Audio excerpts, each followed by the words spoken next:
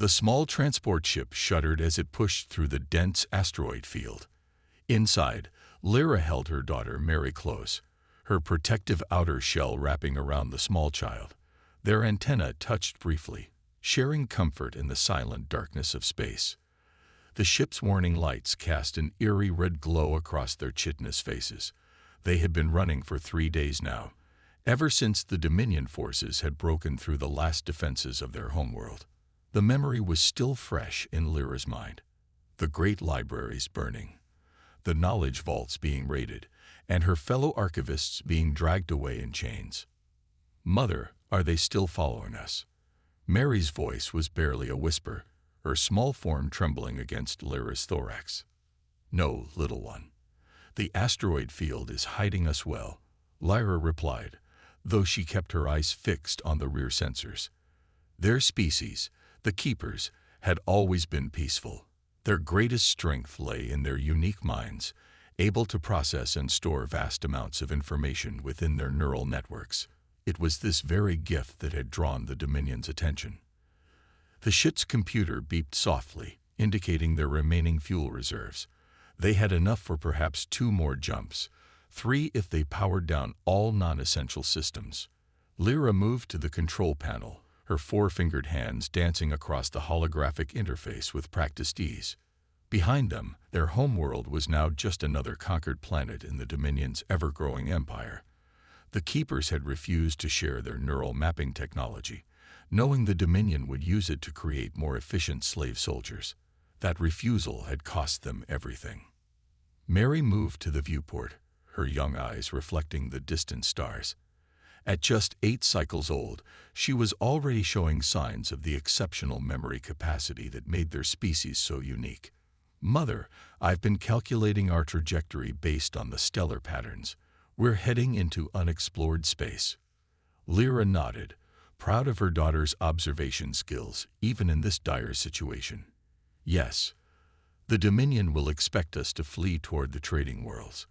Going into unknown space gives us a better chance." The ship lurched suddenly, and a new alarm joined the chorus of warnings. The main drive was starting to fail, pushed too hard during their desperate escape. Lyra's antenna twitched in concern as she read the damage reports. "Mother," Mary's voice carried a note of fear.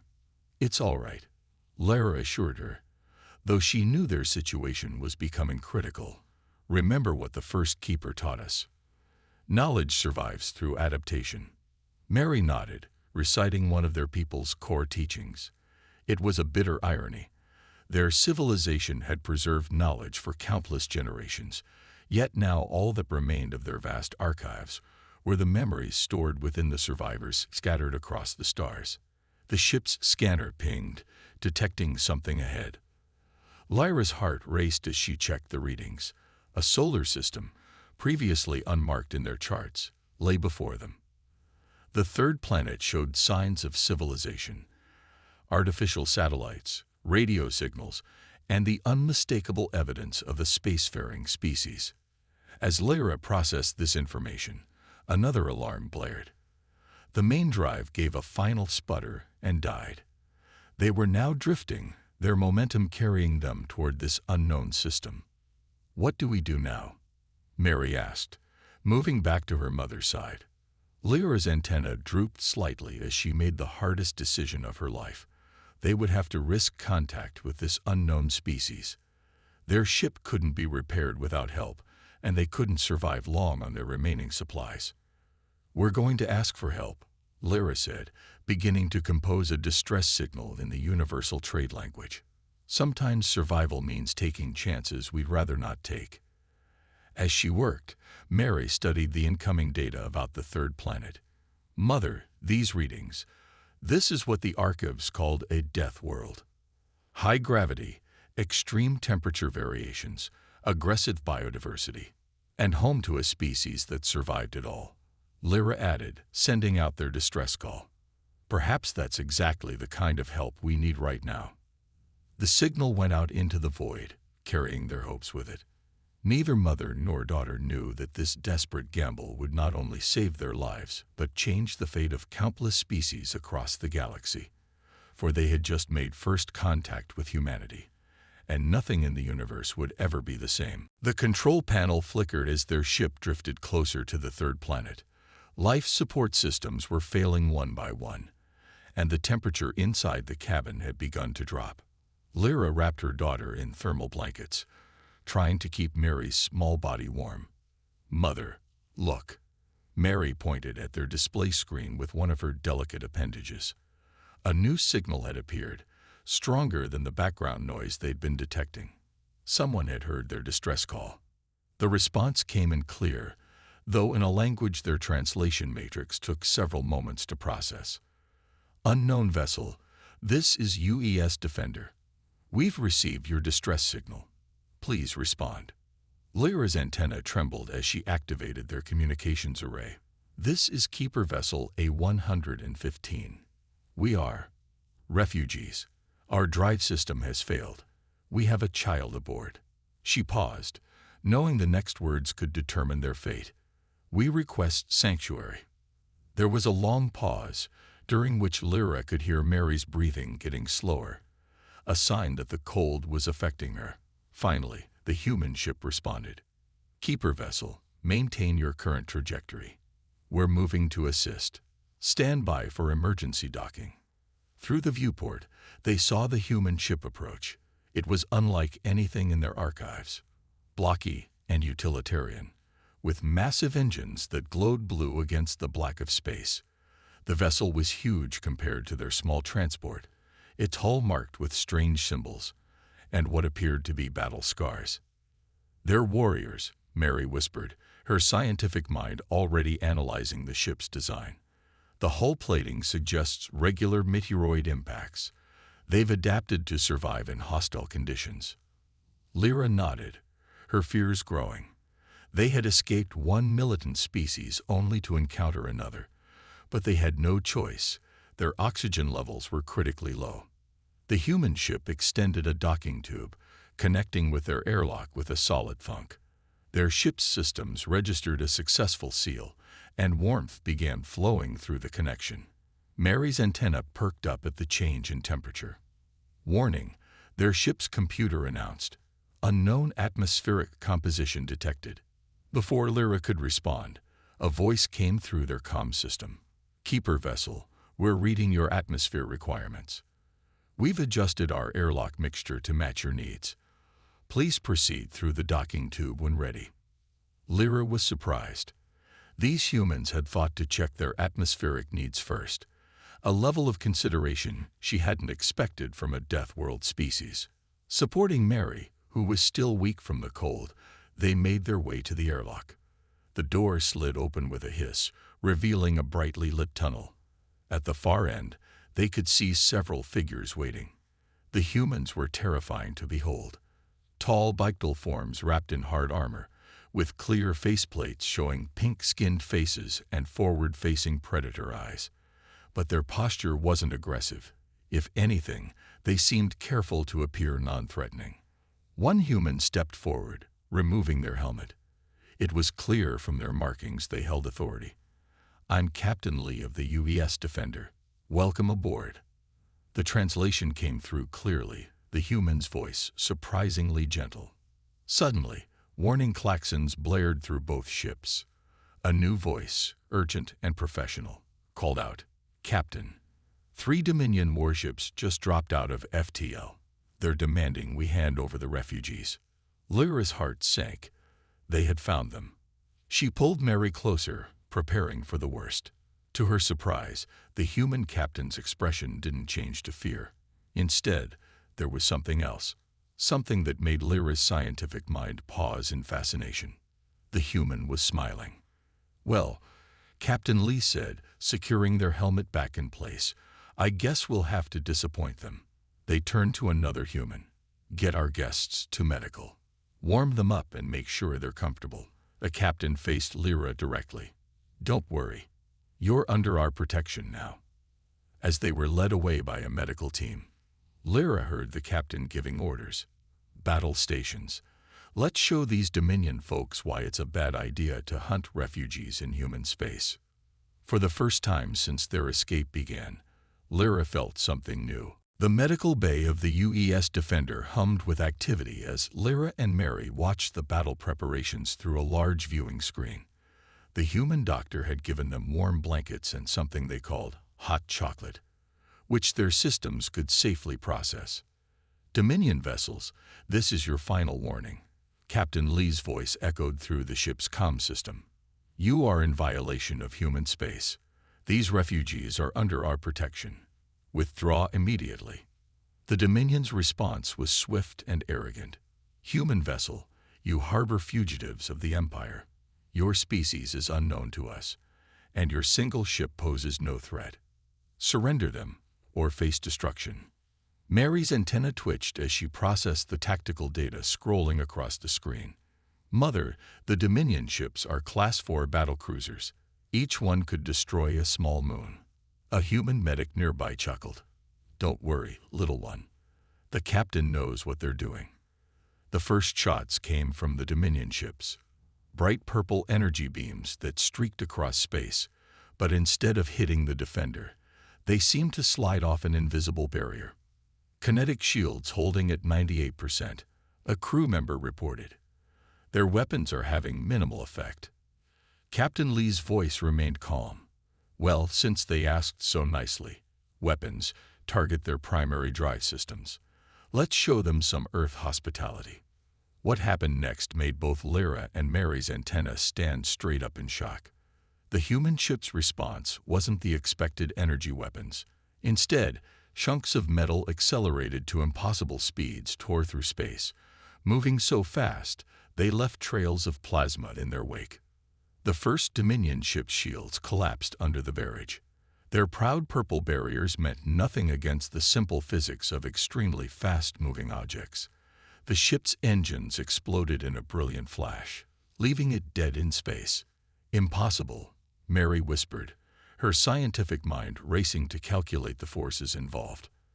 They're using primitive projectile weapons, but the acceleration, the energy requirements. The second Dominion ship tried to flank the Defender, but the human vessel moved with surprising agility for its size. Another volley of hypervelocity rounds shattered the attacker's weapon systems, leaving it spinning helplessly. The third Dominion ship, seeing its companions disabled so easily, began charging its FTL drive to retreat. But before it could escape, the Defender launched something new. Small, fast-moving objects that attached themselves to the Dominion vessel's hull. Boarding drones attached, a human officer reported. Control systems successfully compromised. Their ship is locked down. In less than 5 minutes, the mighty Dominion task force had been completely neutralized, not destroyed, but thoroughly defeated by a single human vessel using what they would have considered primitive technology. Captain Lee's voice came through again, this time addressing the disabled Dominion ships. Now then, let's have a civil discussion about refugee rights and territory violations. I'm sure your superiors would be very interested to learn how one primitive human ship handled 3 of your best cruisers. Lyra noticed something fascinating. The humans hadn't destroyed the Dominion ships when they could have. Instead, they had disabled them with surgical precision, minimizing casualties while demonstrating overwhelming superiority. A message flashed across the screen. The Dominion commander requesting terms of surrender. Mother, Mary said, her voice filled with wonder. The archives were wrong about humans. They're not just survivors of a death world. They're protectors. The medical bay door opened, and Captain Lee entered, helmet under one arm. Sorry about the light show. Had to make sure our guests got the message. They smiled at Mary. How's that hot chocolate? It's fascinating, Mary replied. The chemical composition. Speaking of fascinating, the captain said, turning to Lyra, we'd like to know more about these Dominion folks. Seems they'd been causing trouble in this sector for a while. Maybe we can do something about that. Lyra looked at the defeated Dominion ships on the screen, then at her daughter safely sipping a human drink, and made a decision. Perhaps these Death Worlders were exactly what the galaxy needed. 3 days after the battle, Lyra and Mary found themselves aboard Sanctuary Station, humanity's largest space habitat in this sector. The massive rotating structure housed over 50,000 humans, and, to their surprise, several hundred aliens from different species. Mary pressed her face against the observation window, watching ships come and go through the busy docking rings. "Mother, look. That vessel has Rithian markings. I thought they were all enslaved by the Dominion." "Many escaped," said Tom, their human guide. The station security officer had been assigned to help them adjust to life on the station. They started arriving here about 6 months ago. Turns out we're getting quite a reputation as a safe haven. The station's internal gravity was slightly lighter than Earth's, a compromise for the comfort of various species. They walked through wide corridors where humans and aliens mingled freely. Shops displayed goods from dozens of worlds, and the air was filled with the sounds of multiple languages.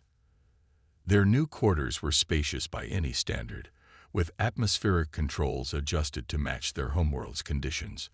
But what surprised Lyra most was the education center next door. "We have a learning program for refugee children," Tom explained, showing them a classroom where young ones from different species study together. Mary would be welcome to join. "Our teachers are quite good at handling different learning styles." Mary's antenna perked up with interest as she watched a human teacher using holographic displays to explain stellar physics to a mixed group of students. A young Rithian was arguing good-naturedly with a human child about calculation methods. But why? Lyra finally asked the question that had been bothering her. Why go to such lengths for refugees? Tom's expression grew serious. "Because it's right. And practically speaking, every species brings something valuable. Your people's information processing abilities, the Rithians' understanding of quantum mechanics, the Zelli's bioengineering, combined with our, let's say, unique approach to problem solving." He was interrupted by a station-wide announcement. "Attention all residents. The weekly multi-species potluck dinner will begin in the main hall in 1 hour. All are welcome. Please ensure all dishes are properly labeled for compatibility." "You should come," Tom suggested. "It's a good way to meet everyone. Plus, the food's usually interesting. Just don't try the human curry unless you have very robust digestive systems." As they walked to the main hall, Lyra noticed something remarkable. The humans had adapted their station not by creating separate sections for each species, but by making everything accessible to everyone. Doorways were sized for the tallest species, with smaller entrances built in for the shorter ones. Signs used universal symbols alongside multiple languages. The main hall was enormous, its ceiling a transparent dome showing the stars above. Tables of various heights and designs accommodated different body types. The air was filled with the scent of foods from across the galaxy. Mary was quickly invited to join a group of children who were playing some kind of strategy game. Lyra watched in amazement as her daughter began teaching them a keeper memory game, while learning human chess in return. "Your daughter adapts quickly," observed an elderly human woman who introduced herself as Dr. Allen, the station's chief scientist. "We could use her skills in our research division when she's older. We're working on combining keeper memory techniques with human neural interface technology." Lyra's antenna twitched with interest. "To what end?" "Defense, primarily. The Dominion's been quiet since that little skirmish with the Defender, but they'll be back. We're building something new here, not just a refuge, but a community that takes the best from each species." Looking around the hall, Lyra saw the truth of those words. A Rithian engineer was showing human technicians how to improve their shield generators. A group of Zelli medical experts were discussing healing techniques with human doctors. Knowledge was flowing freely, but not under Dominion control, under the protection of humanity's strange, wonderful mix of primitive weapons and advanced ethics. "Welcome home," Dr. Allen said softly, as if reading Lyra's thoughts. "We may be from a death world, but we know how to build life too." The warning sirens woke everyone on Sanctuary Station at 300 hours, station time.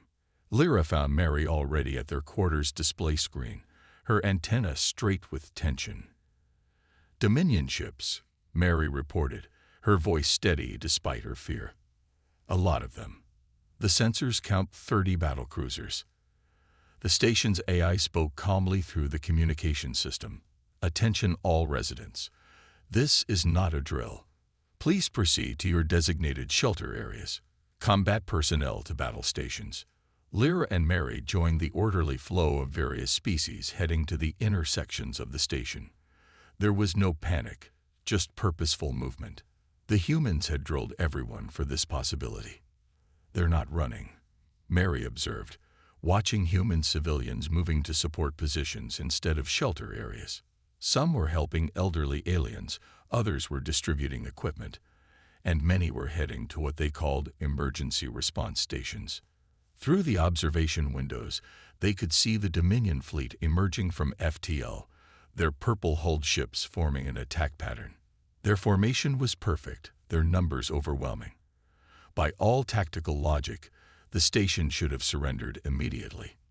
Instead, Captain Lee's voice came over the general channel. "Attention Dominion fleet. You're trespassing in human space again. I see you brought friends this time. Good. Saves us the trouble of hunting you down later."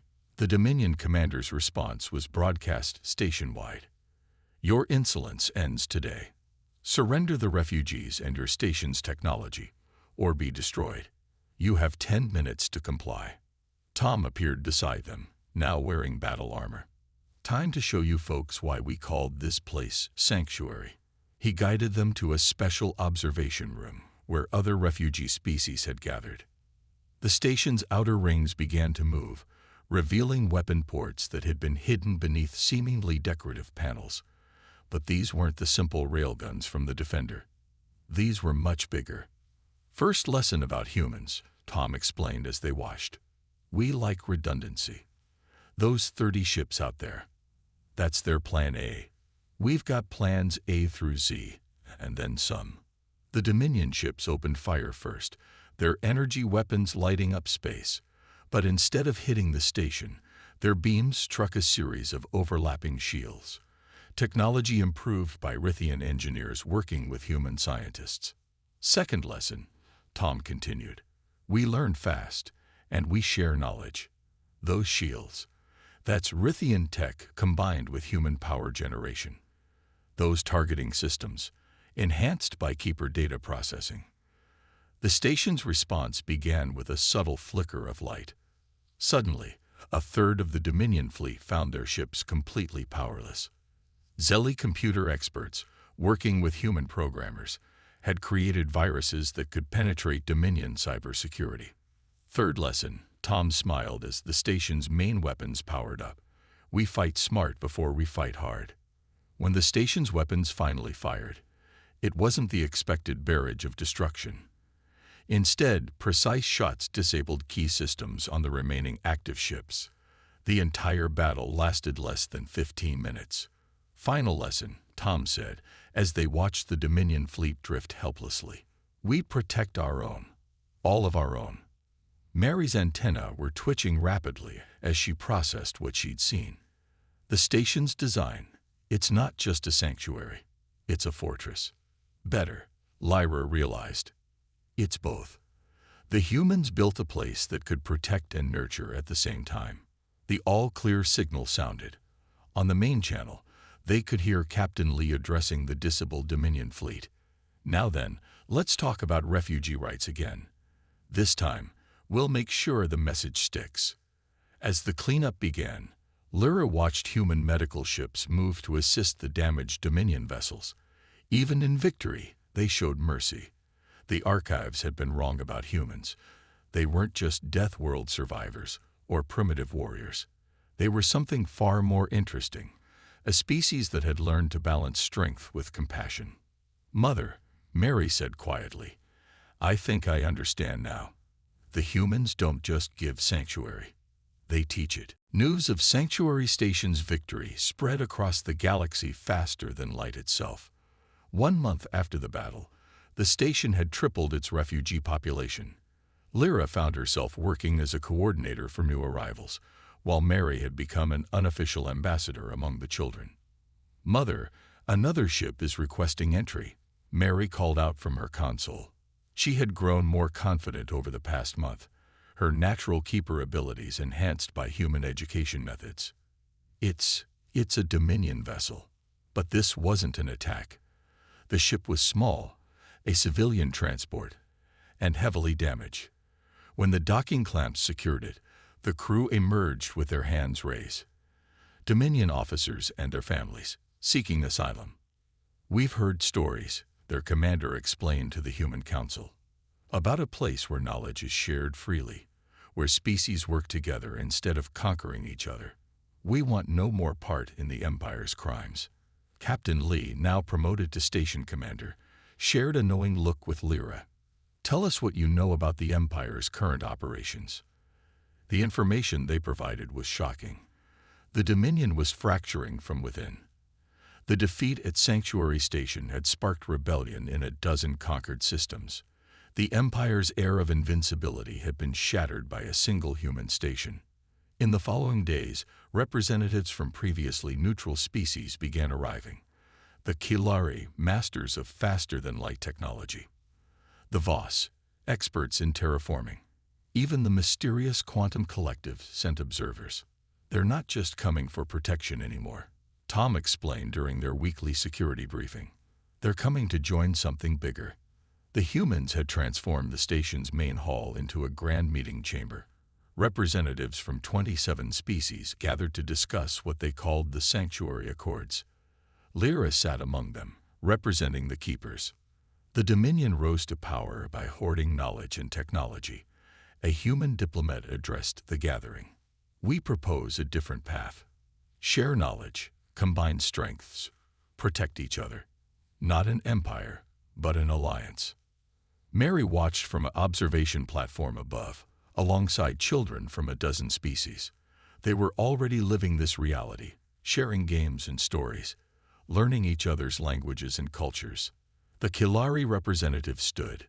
"Your weapons are primitive by our standards, yet you defeated the Dominion's best ships." "How?" "Because we don't just think about technology," Commander Lee replied. "We think about people. Every species here has something unique to offer. Together, we're stronger than any empire." One by one, the representatives voiced their support.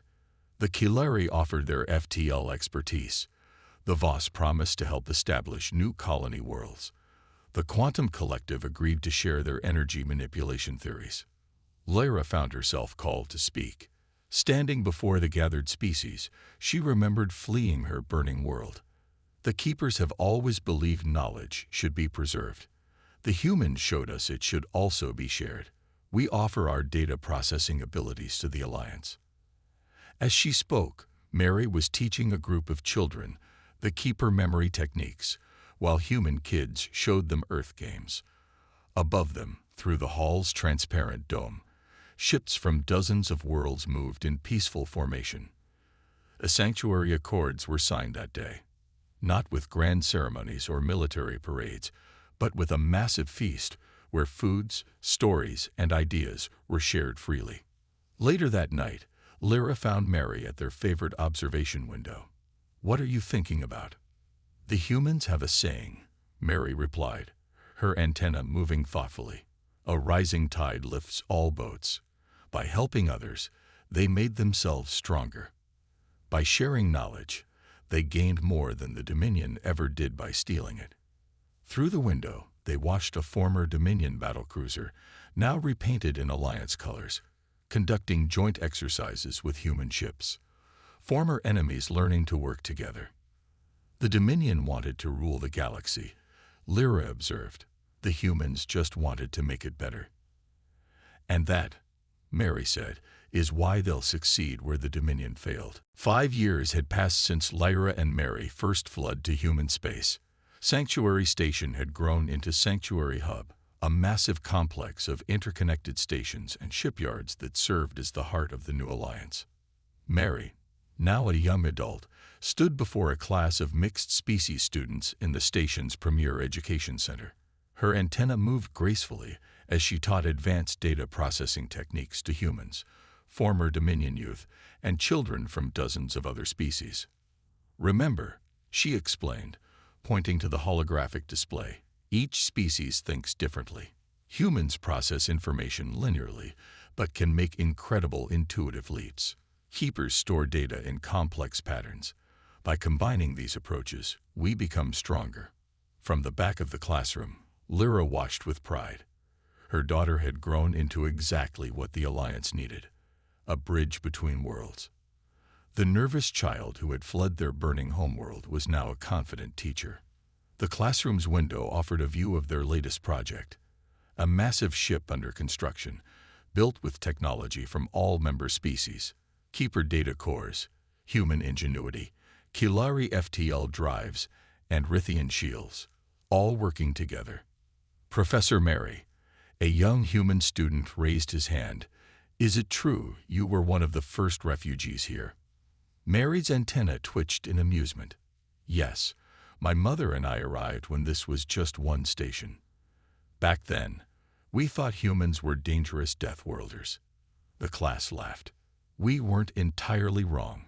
Humans are dangerous, but only to those who threaten their friends." The lesson was interrupted by a station-wide announcement. "Attention all residents. The Liberation Fleet has returned from Keeper space. Operation Homecoming was a success." The children rushed to the windows. In the distance, they could see the fleet emerging from FTL.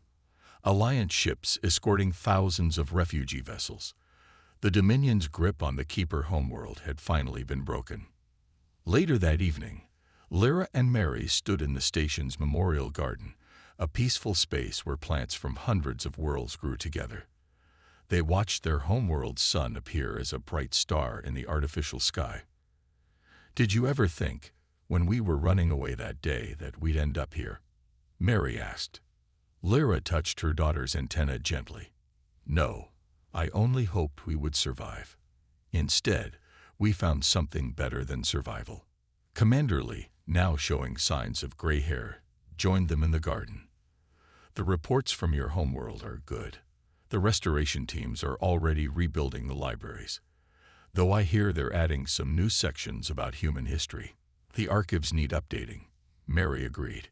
"Our old entries about humans were rather incomplete." A group of children ran past them.